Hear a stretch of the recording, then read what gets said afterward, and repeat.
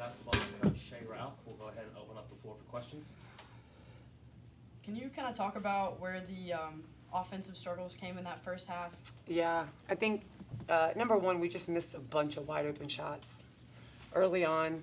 I think at the halftime we were like 1 for 18 from the three-point line. And it was really the first quarter, because the second quarter was 17-13. If you look at it quarter by quarter, the first quarter 22-7, we just never really overcame that. And it wasn't like we weren't getting shots. We were missing wide open shots. And then I think you saw that take the wind out of our sails a little bit. It felt like we got a little shell-shocked. And, that can't happen. I think in law of averages, we talked about that at halftime. Eventually those shots are going to fall because these are kids that are shooters. Wide open shots, they'll fall. But then we started making some defensive mistakes.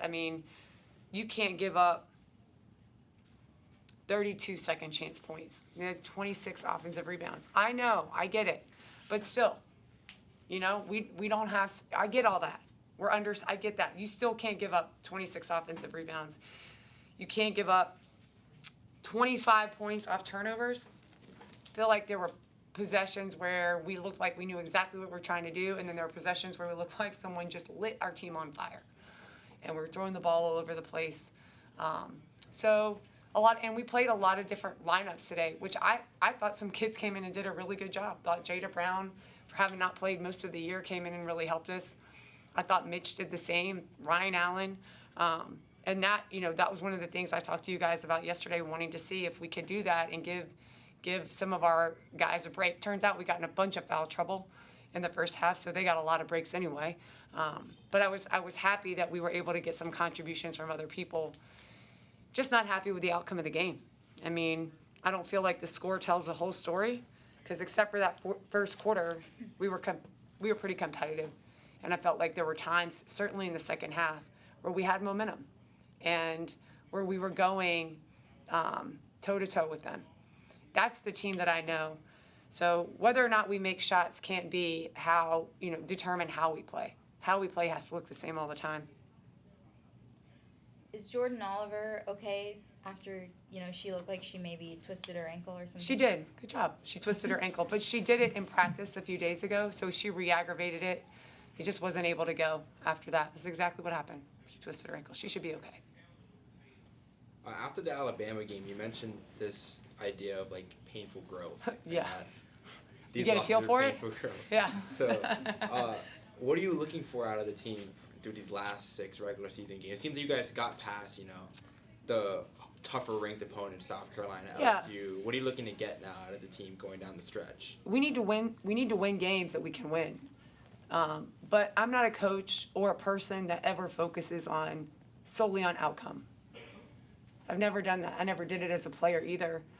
I've focused on process, and that's why I talked about painful growth the other day, because I think there's lots that we're learning that we can do well, and then over the course of these last 5 games, we're learning a lot about how we need to be tougher. And I'm not talking just about physical toughness.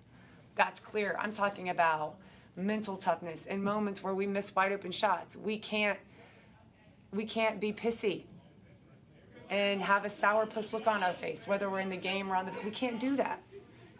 I'm talking about emotional toughness. When people get an and one and they scream in our face, or we get in foul trouble when the ref calls whatever he calls or she calls.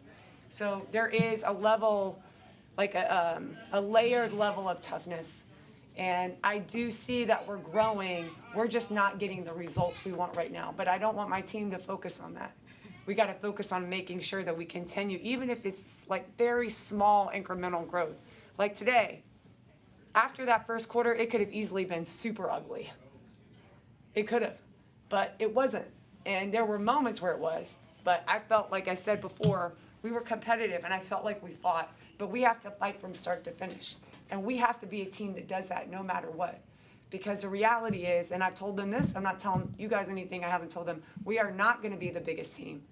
We are not going to be the most talented team. We're not going to be the deepest team. We're not going to be any of those things. But we can be the toughest team that plays like the best team on the court, that gets all the 50-50 balls, that plays legit defense no matter if we make shots. We can be that. We can be that every game. So we have to be that from the first quarter through the fourth quarter. And when you play teams like LSU and you're not that for a whole quarter, it's going to be hard to win the game. It is. Caleb Pierre had a fantastic performance today. Double-double, 2 steals, 2 blocks, and only -3. How do you describe her performance today?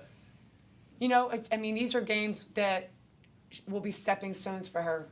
She is, you know, she's young. She's at times she can, you know, she's like a baby deer out there, but supremely talented, supremely athletic. And she's starting to find out what it looks like to play this level of college basketball. And, you know, and there's so many stories I can tell. Even yesterday, we're working on going over how they're going to play in the post and how she's going to have to guard them. And she's guarding one of our practice players who happens to be very big and strong. And she couldn't move him. And she's like, I mean, I'm pushing it pretty hard. I was like, you don't know. You don't understand what you're about to see tomorrow. You don't understand. And she comes out of the game like, okay, I get it. Like, oh, yeah, exactly. But that's what's going to have to happen, you know. And I want it to happen tomorrow, as does everybody, because you can see the kind of player that kid can be.